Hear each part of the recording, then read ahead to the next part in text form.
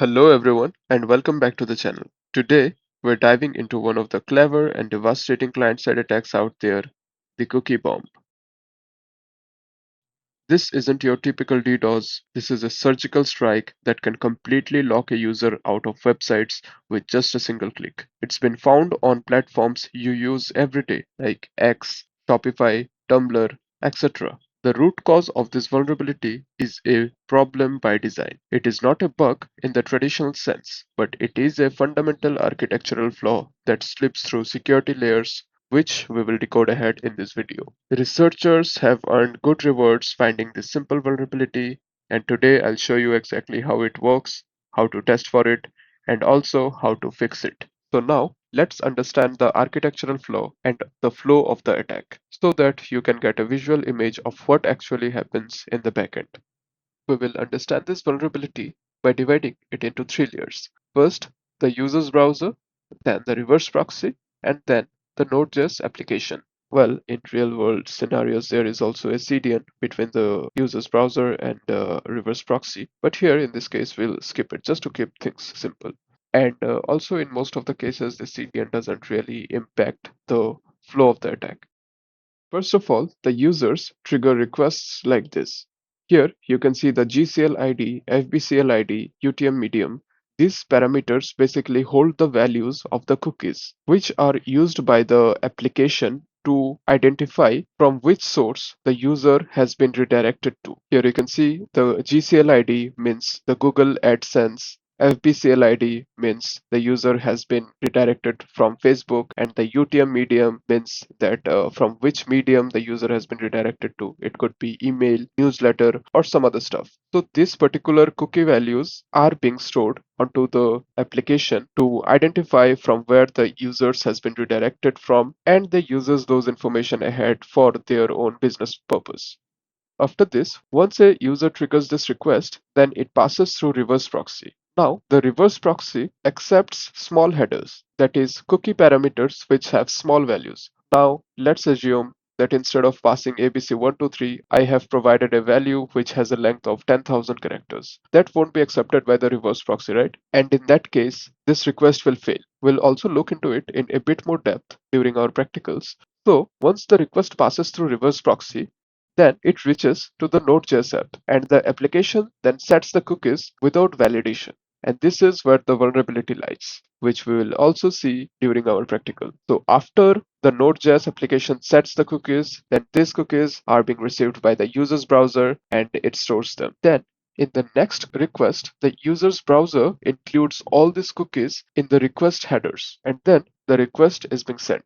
Once the request reaches the reverse proxy identifies that the header size is more than 8 KB, which is not allowed. And hence, instead of giving the content of the application, it gives a 413 or 431 or even 400 error. Now, the question is, how did the header size reach more than 8 KBs? Since the cookies are not being validated by the application, so attackers crafted phishing links with huge cookie size and sent it to the users, which when the user clicks, those cookies get set by the web application and is being reflected back onto the user's session. So in this way, the cookie size reaches more than 8 KB.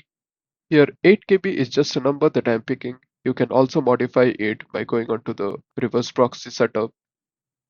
So this is the exact flow that we'll be exploiting. And now let's see how the attackers crafts those phishing links and how it gets stored onto the user's browser, and also how we'll exploit it. So for this, we'll be creating a basic Node.js application first, and also we'll create a proxy server which will mimic the behavior of an Nginx reverse proxy.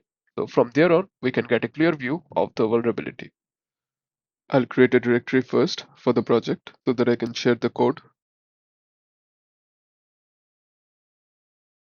Now I'll use npm for this project. So open the terminal and type npm init-y, and we've got our package.json file. Now I'll create the index.js file.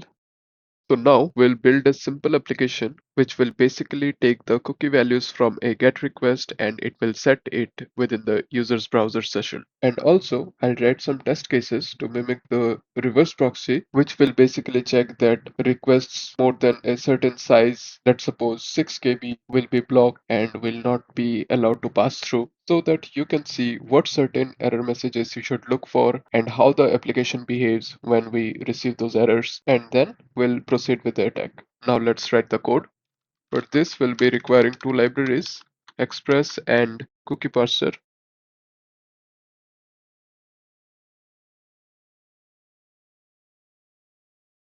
Now let's mention the maximum cookie size that the reverse proxy will allow to go through,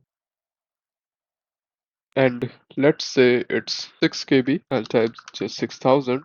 Now I'll write a middleware which will basically block requests with oversized cookies.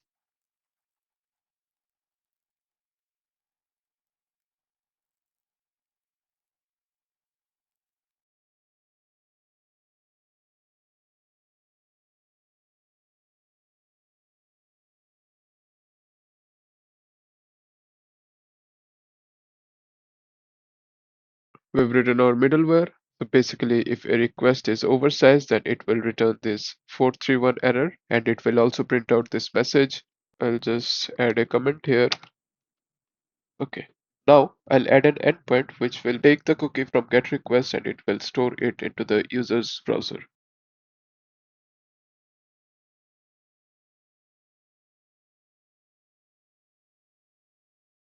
These are the cookie names for which you can set a value.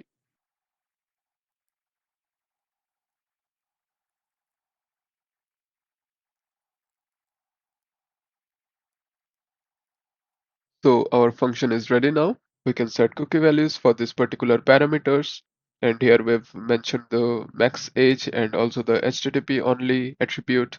And after the cookie is being set, then the application will redirect back to the index page. Now let's also add the index page here. But before it, I'll just also put a comment here.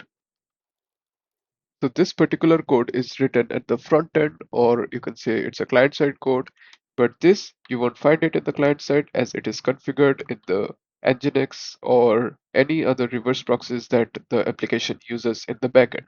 Okay, now let's create the main page.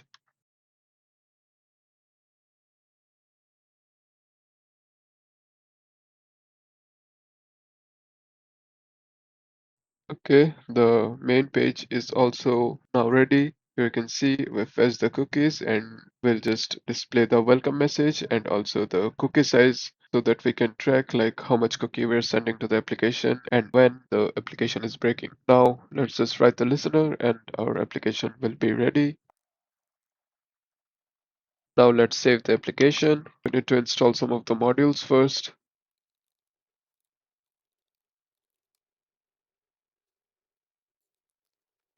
Node index.js. The server is running. We're getting some errors. Okay, here you can see that we've not used the cookie parser. Let's just rename it first and okay, save the application, rerun it. Now you can see our application is running and here you can see we have 0 bytes of cookies. The storage, we can see there are no cookies. Now track endpoint GCLID. The cookie is now set in our browser session. And here you can see total it's of 13 bytes. The size also here gets reflected. Let's just increase the size of this cookie. Now you can see 87 bytes. And one more thing here, also in this value, you can store a maximum of 4 KB size. You cannot set a value of size more than 4 KB. So that is another reason why in this particular attack we need multiple cookies because our Nginx server will only give the error if the total size is more than 6 KB. Hence we'll set multiple cookies so that the size reaches to more than 6 KB. Now I'll increase the size of this cookie again. And here you can see now it's 1127 bytes. I guess we can do a bit more. Okay, instead of doing it multiple times, let's just copy this value to Visual Studio and open it in a text file. We'll craft our URL there. Here we have 1520 characters. I'll just double it. Okay, it's a bit huge. Now let's just check if we can hit this request. Seems like we were able to successfully send it, and now it got set. We have 3047 bytes. Now I'll just show you by adding a bit more than 4 KB of cookie. Here you can see I have approx 200 characters, so altogether it will be more than 4 KB.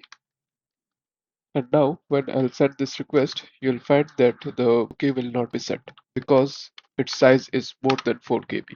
And here you can see the size didn't changed, 3047 bytes as it was before. Okay, so now instead of GCL ID, we'll set another cookie. Let's say UTM source, and its size is also more than 3 KB. Copy it, and now I'm getting the 431 error. If I go to the console, here you can see altogether the cookie size exceeded the limit that we have set, that is of 6000 bytes. And also in the network tab, we're getting a 431 error. It says request header fields too large. Now in different applications, you will find different errors. Somewhere you might see a 400 request, somewhere you might see a 413. Here I've configured it with 431, so you are seeing the 431 error. So basically it's the way through which a reverse proxy is protecting the application behind it so that this particular request doesn't reach out to that application server and the application server faces a DOS attack. But now here you can see the application is all good, but the user's session is corrupted. Here you can see if I refresh it multiple times, then also I will not get the proper 200 response because the cookies are now being set here and will only get the proper request if we manually remove it. But many users who are non-technical, they doesn't know how to remove these cookies, right? So that's where the vulnerability lies, and that's why big companies are paying for this particular bug.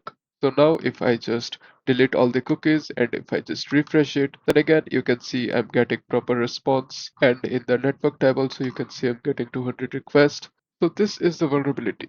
It is a flaw by design. Here the application is not getting affected, but the user who are using the application is getting affected. So now let's see how a developer can fix it. So what's really needed to be done is before setting the cookies, we must validate the size of the cookies. If it's more than 1 KB, then we'll not really set it, or we'll maybe trim it and then use it. So let's see the code for this now. Here in this function, we'll add a safe size for the cookies.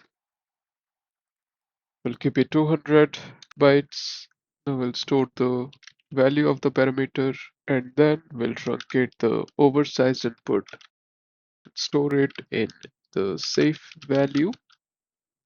Then here, where we're setting the cookies, we'll just, instead of this, we'll just say save value. And also we need to set a very short max age attribute. Here you can see it's too much, but let's suppose for 1 day maybe, or 2 days. So according to the business need, we can do that. And that's it. That's really the fix. Now again, if I save it and rerun the application, and now again set the cookie, here you can see it just takes 212 bytes, but here you can see we have 3040 characters. So similarly here, since I've trimmed out the rest of the cookies, so that's why it is taking just 212 bytes. But you can also modify the logic, and you can say like if the size is more than a certain number of bytes, then will not really accept the cookie. So those are the multiple ways you can handle that particular scenario as per your business needs. That's it. If you can do this much, then the application will be secure and your users will also be able to browse the application without any worries. So that's all for this video. Please let me know if you have any doubts, if you have any confusions or any queries. I'll definitely resolve it in the comments. And also I'll link all the required documents and all my research sources. If you've learned something new, then give a like, do subscribe the channel, and definitely share this with your friends or someone who might really need it, who can learn something from it. With that being said, keep hacking ethically, and I'll see you again with another video. Thank you.